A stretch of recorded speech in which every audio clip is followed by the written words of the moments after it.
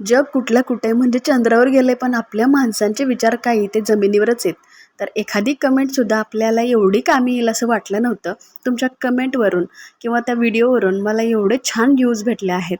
कारण तुमची एखादी कमेंटसुद्धा आपल्यासाठी चांगली किती होईल खरंच वाटलं नव्हतं. तर मी मागे एक व्हिडिओ अपलोड केला होता आणि त्यामध्ये बटाट्याची साल कशी काढायची याचा व्हिडिओ दाखवला होता. तर शॉर्ट टिप्स मी सांगितली होती. तर त्यामध्ये एका दादांनी कमेंट केली. त्या कमेंटला ऐकून मला रडावं की हसावं हेच कळेना.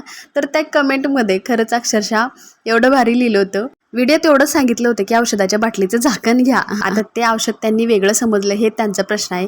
कारण एखाद्याच्या मनातल्या गोष्टी मराठी भाषा कुठल्या कुठं वळेल हे सांगता येत नाही.